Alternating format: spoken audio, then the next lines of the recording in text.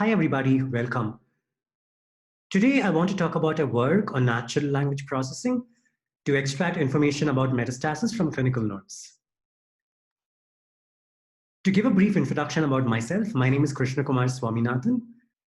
I'm a principal AI scientist at Concerto Health AI, and I work on building machine learning and deep learning models for natural language processing applications. This work was done by a broad interdisciplinary team, including algorithms people, software engineers, clinical scientists, and domain experts. This talk is based on our research abstract for ASCO 2020, the development of an algorithm using natural language processing to identify metastatic breast cancer patients from clinical notes. So the first question is, why did we even choose to work on this problem? The reason is because metastasis is probably one of the most important fields which are used as drivers for treatment and therapy for cancer patients. Knowing the metastatic status for a patient is very important for both providers and for the pharmaceutical companies for the decision making. And thus, it is a no-brainer that we choose to work on this particular algorithm. The next question is, why do we even need to build an algorithm using unstructured data for it? Why is it not sufficient to look only at structured electronic medical record data? The reason for this, and from previous studies, is that up to 70% of critical patient information is actually present in the nodes, not in the structured data.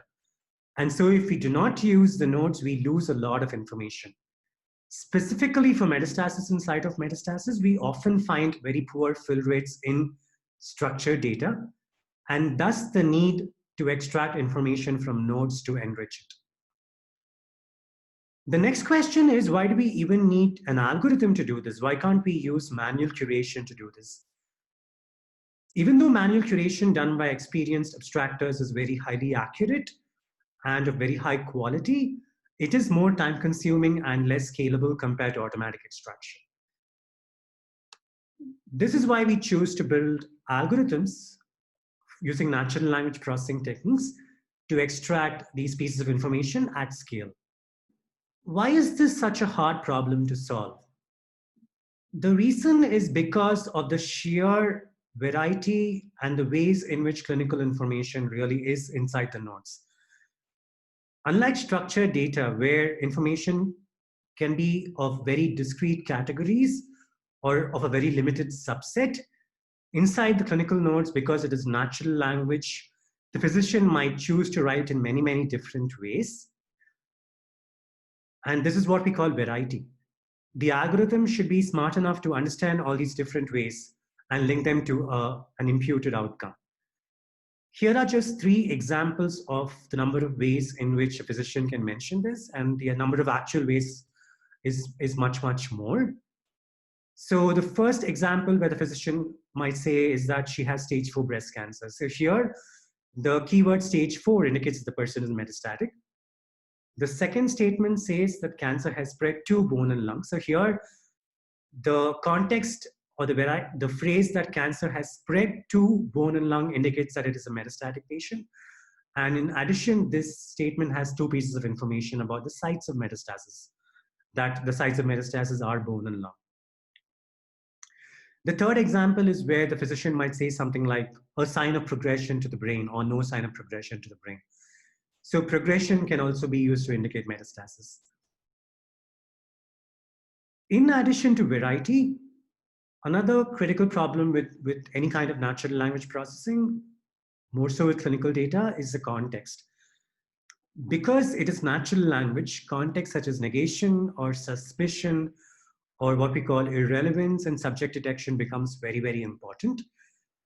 If these factors are not accounted for, the algorithm will fail. Examples of these are for no sign of metastasis observed. So if the physician mentions that no sign of metastasis is observed, this is a clear negation, and the algorithm should be able to comprehend the fact. The next statement says suspicious for metastasis needs further investigation. So here, the physician does not offer a confirmatory piece of evidence, just mentions that the person is suspicious for metastasis, and the algorithm should be able to understand that from this particular phrase. The third statement is an example of what we call an irrelevant sentence in the context of our current model, because the statement is not confirmatory for the presence or absence of metastasis. So the physician might write something like, if she were metastatic, I would have recommended surgery. So this statement is not sufficient to confirm whether the person has or does not have metastasis. So the algorithm should be able to discard information present in this particular phrase. Another common observation in clinical notes is that the doctor talks about family members a lot. So the physician might say her husband has been suffering from metastatic lung cancer. And here the algorithm should be smart enough to understand that metastasis refers to not the patient himself or herself, but a family member.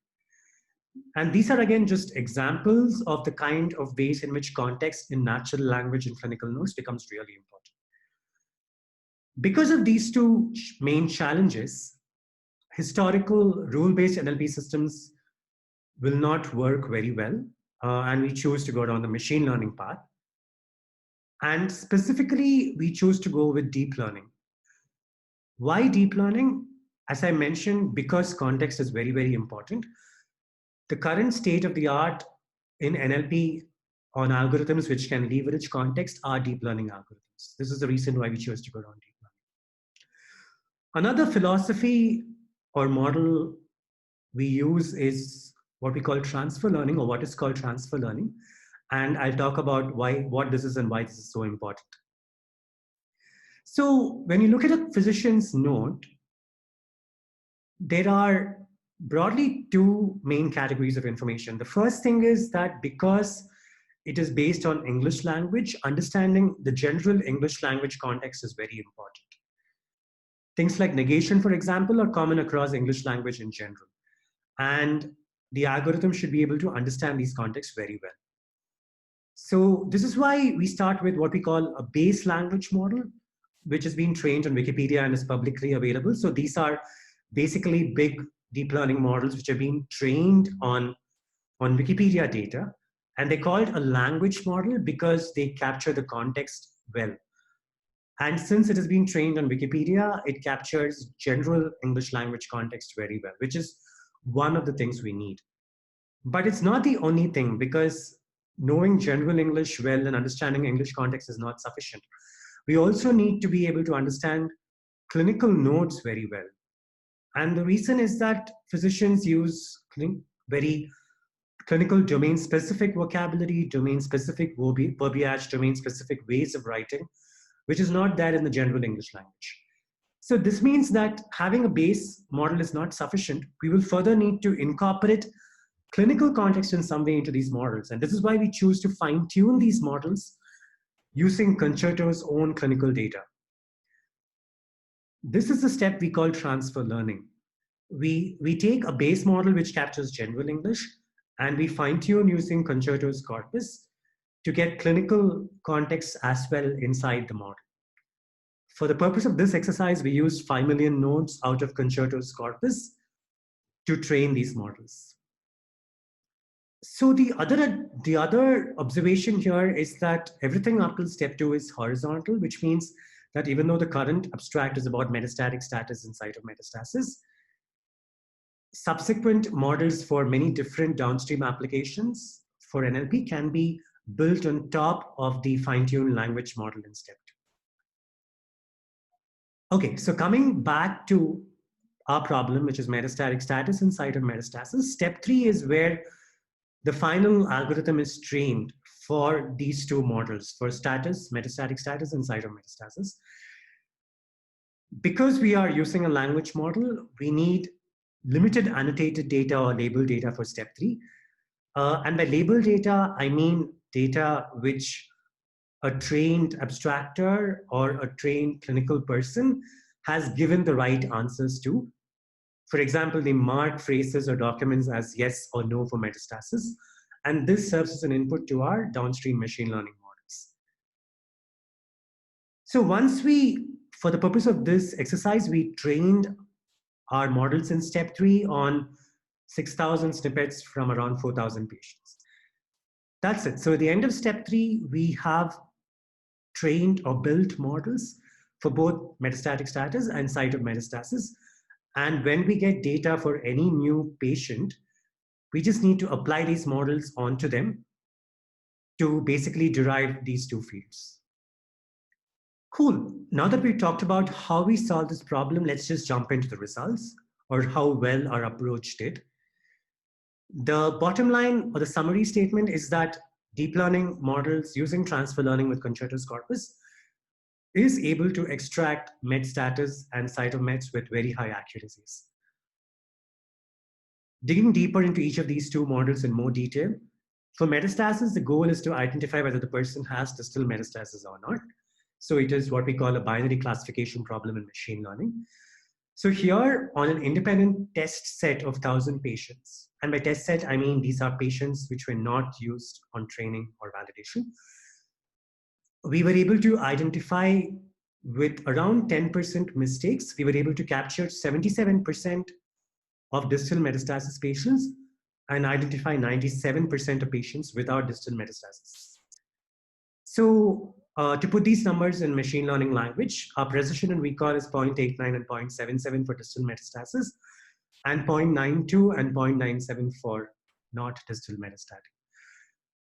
To reiterate, our goal is to keep our mistakes as low as possible, and at the same time, get as many patients as possible who are metastatic or not metastatic. So our goal is to keep precision high and get as high a recall as possible. Moving to the next model, which is the cytomet model. Here, we are trying to get or impute 4 major sites of metastasis: bone, brain, liver, and lung. For these 4 classes, we are able to, for 93% of patients, we're able to get these 4 classes correctly using a test set of 1,000 patients. The conclusion thus is that with our approach of deep learning and transfer learning, where we also used our own corpus for fine-tuning, we are able to extract metastatic status and site of metastasis with very high accuracy. And because we are leveraging these language models I talked about in clinical data, that is able to capture domain-specific information, which is very important to improve accuracies. These models, and not just METs and cytomets, but other models built on these frameworks, will be useful for extracting information from nodes for a wide variety of fields. And because these fields may not be available in structured data, this can significantly help enrich the data. Once we have this enriched data, the potential number of downstream applications is really endless. For example, pharma companies can use these for clinical trial selection, for cohort selection, for slicing and dicing patients, for understanding treatment effectiveness, clinical outcomes for ER studies, and for any kind of subsequent modeling applications like progression models. Thank you so much. It was great talking to you today about our work and hope you enjoyed it. Thank you.